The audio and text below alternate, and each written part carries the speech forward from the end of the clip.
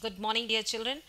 So, welcome to my English class. Today, I am going to teach you the sixth chapter of First Flight and the second part of the 100 Dresses Part 2.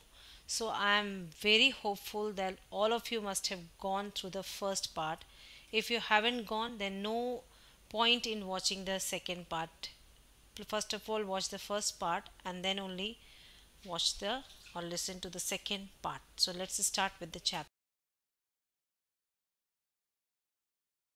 Of room number 13 are looking at this wonderful drawings done by Vanda Petronsky. Miss Mason receives a note from Vanda's letter. So in the first part we have done that Vanda Petronsky is absent from the school for few days, and the result of the drawing competition was declared, and Vanda, she got the first prize. She won the competition, but since she's absent, she doesn't know about her result. And all her drawings, she made 100 drawings, and all her 100 drawings are lined up in the classroom, and all the children of room number 13 are watching, applauding and appreciating the drawing. In between that, Miss Mason, the teacher of the class teacher of room number 13, she receives a note from Vanda's father. Let's see what's the note. So the letter says, "Dear teacher, my Vanda will not come to your school anymore. Jake also. Now we move to a big city. No more holler Polak. No more ask why funny name. Plenty of funny names in the big city. Yours truly, Jan Petronsky." So he informs that his two children, Vanda and Jake, they will not be attending the school further because they have moved to a big city, and here in the big city no would been judge his children for their name and for appearance.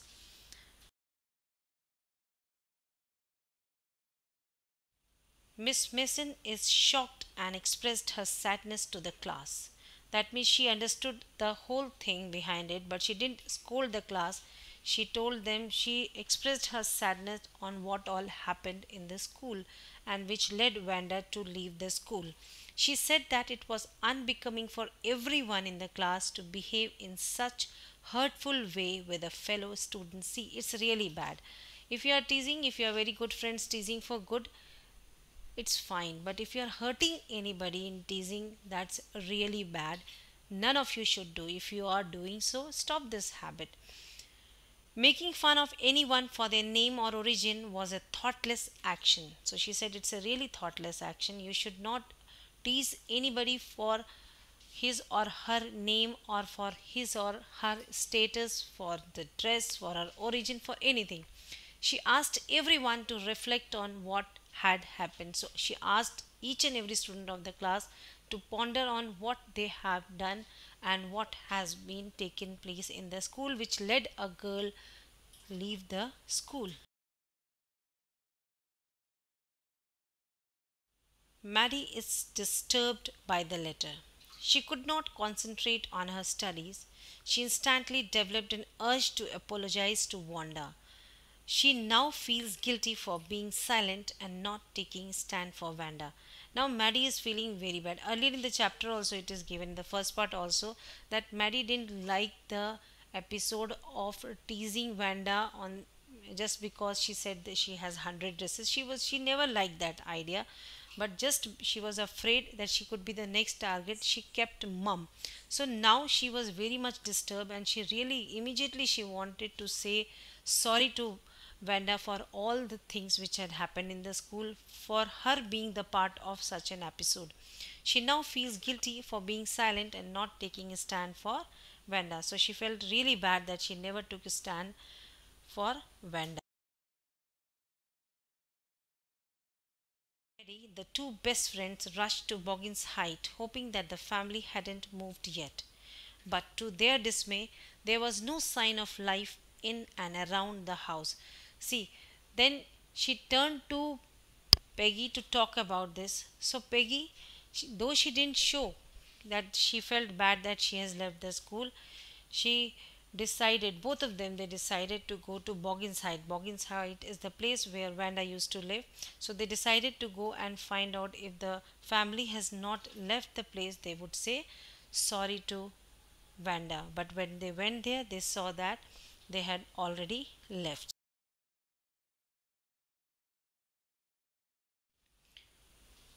Maddie couldn't sleep whole night. She kept thinking about Wanda. Maddie thinks herself to be a coward as she couldn't stand against the wrong. So whole night she was very much disturbed. She could not sleep. She was just thinking about Wanda and what they have done to Wanda. So she was really feeling guilty. And the one thing she was feeling guilty was that she never took stand for Wanda.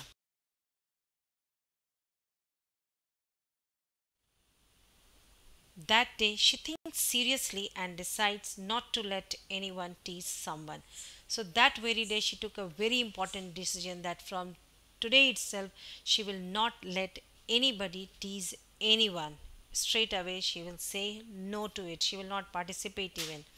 She will always take her stand against wrong, even if for it she has to lose her Peggy's friendship. So now she made up her mind very strongly that from now she will not let anybody tease anyone, and if she finds anybody, she if it would be Peggy also, then also she will stand against it.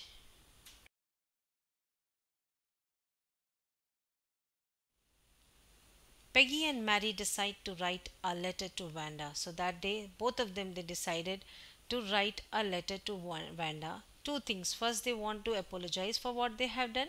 Secondly, they want to tell her that she had won the drawing competition. At first, they want to write an apology letter. Finally, they write a friendly letter. So though they wanted to write an apology letter, but they end up writing a friendly letter asking her how she likes the new place or about her new school.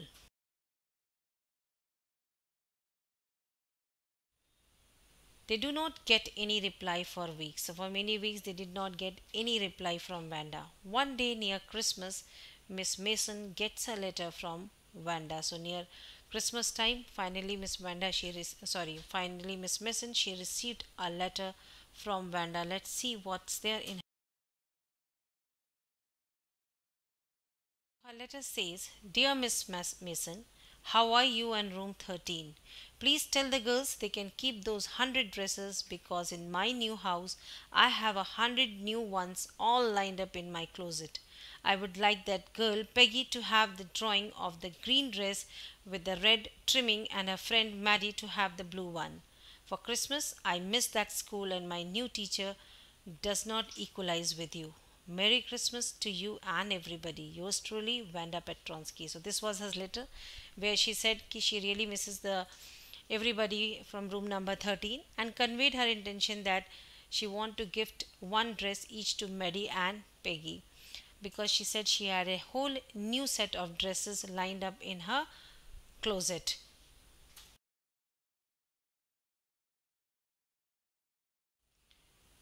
She said she would like to give drawing of the green dress with red trimming to Peggy and blue one to Maddie. Both the girls both the girls took the drawing and they went back home.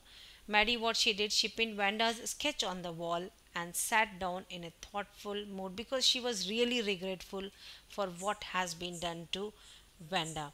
Her room looked cheerful. Suddenly the gloomy room, the dull room, it became bright with and cheerful with the drawing of Vanda. But the guilt of not stopping Vanda's harassment signed her incessantly. That means still she was very upset at the thought that she never stopped Peggy from insulting Vanda.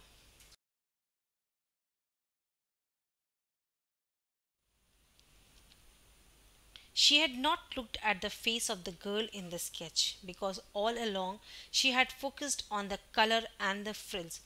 See, whatever drawing she made, she was concentrating on that, the colors of the drawing, the frill, the design what she has made, but she never saw that those drawings, both which she gifted to Maddie and Peggy, they were having the drawing of the face also. And when she looked it closely, now she could clearly see that the face resembled hers. That means, particularly, Vanda has made those drawing for these two girls only, because she had made face of Peggy and Maddie.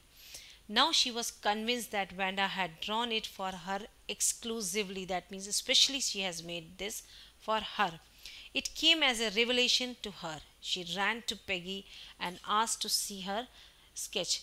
After noticing that, she ran to Peggy's house, and because she wanted to see that whether she had made Peggy's face in her drawing also or not.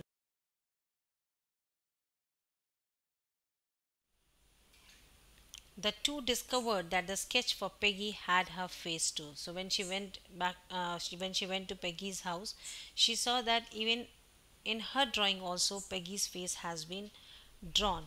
That means that both the drawings were exclusively made for these two girls. Peggy remarked that Vanda had obviously liked them. So somewhere in the heart, Peggy had that Vanda used to like both of them. So now she said, I was saying that I was pretty much sure that she likes us very much. Maddie struggled to fight back her tears.